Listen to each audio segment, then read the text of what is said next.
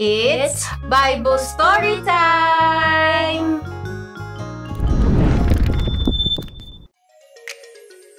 May mga pantas. Sa English ay wise men or magi, nerespetado at mga matatalinong tao sa kanilang bansa.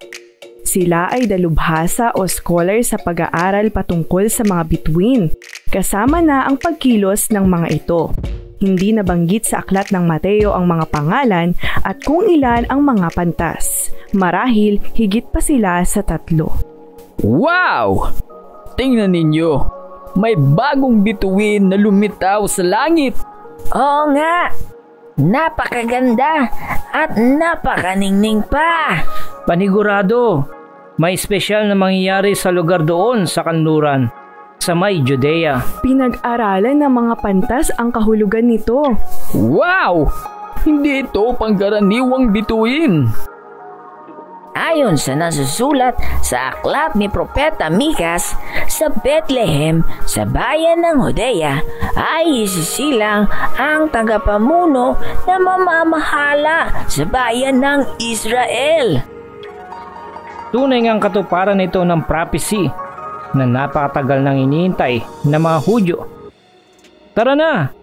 Sundan natin ang bituin. Kaya't sila ay nagsimulang maglakbay.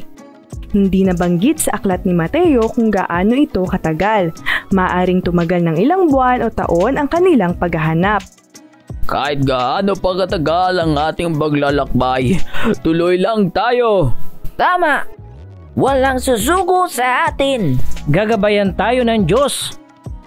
Paglipas ng panahon, nakarating din sila sa bayan ng Judea.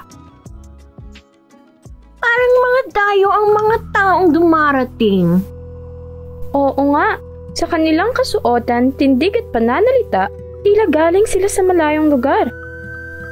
Tama ka dyan. Ngunit tagalang-galang din silang tingnan, ha? Ano kayang pakay nila dito sa Judea? Nasaan kaya ang ipinanganak na hari ng mga Hudyo? Kami galing sa silangan. Nakita namin ang napakaganda at kumikinang na bituin. Kaya't naparito kami upang siya'y sambahin. May hinahanap pala silang hari. Hari? Bituin? Sasambahin? Paano yun?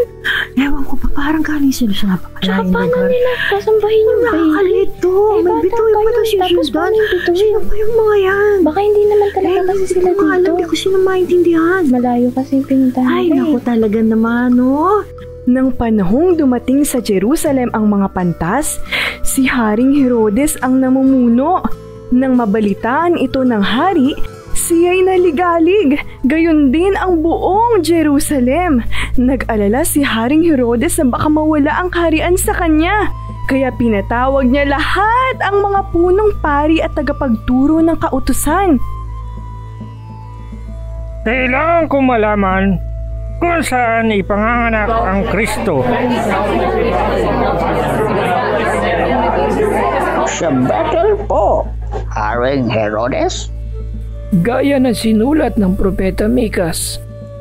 At ikaw, Bethlehem, sa lupain ng Juda, ay hindi pinakahamak sa mga pangunahing bayan ng Juda. Sapagkat sa iyo magmumula ang isang pinuno na mamamahala sa aking bayang Israel. Pasikretong tinawag ni Haring Herodes ang mga pantas. Haring Herodes, ipinatawag niyo daw po kami. Gusto ko lang malaman kailan lumitaw ang bituin. Nakita na ba ninyo ang isinilang na sanggol? Hindi pa po namin siya nakikita. Ipagpatuloy niyo lang ang paghahanap sa kanya. Sabihin niyo rin ako upang ako man ay pupunta doon at sambahin siya. Sige po. Pagkarinig nila sa hari, umalis na sila papuntang Bethlehem. Ang bituin na nanguna sa kanila mula pa sa silangan ay tumigil sa tapat ng kinaroroonan ng bata. Sa wakas, tumigil na ang bituin. Purihin si Yahweh! Wow! Pagpasok nila sa bahay, Ang ipinangakong bata. Nakita namin ang bituin niya sa langit. Kaya sinundan namin ito. Matagal ang aming paglalakbay. Siya ang ipinangako noon pa. Tapos na ang ating paghahanap. Dapat kang sambahin. kaya't sila ay lumuhod at sumamba sa Batang Jesus. Nagdala din po kami ng regalo. Ito ang ginto. Ito po ang insenso. Ito naman po ang mira. Nang papauwi na ang mga pantas, nakatanggap sila ng babala. Huwag kayong bumalik kay Herod. Mga kasama, dito na tayo dadaan pauwi. Hindi na sa dati nating dinaanan. Tama. Huwag na rin nating ipaalam pa kay King Herodes kung saan nating natagpuan ang Kristong Hari. Sundin natin ang warning ng Diyos sa ating panaginip. Sundin natin ang tunay na karunungan na nagmumula sa Diyos. Tara na!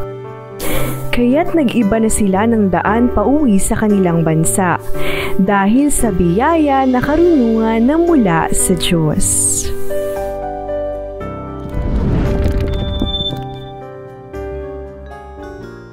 Nakita ng mga wise men si Jesus when they followed that special star. They studied about star and the Word of God in the Old Testament. Let's ask wisdom from Him nang tayo ay makapabuhay bilang mga anak ng Diyos na may karunungan. We are CEC Publishing Incorporated. Want more videos? Subscribe, share, like, hit that notification bell for more updates. Together, let's share the gospel. You have made me brave, you have made me strong, you have made me awesome, wonderful. You have gave me peace, you have gave me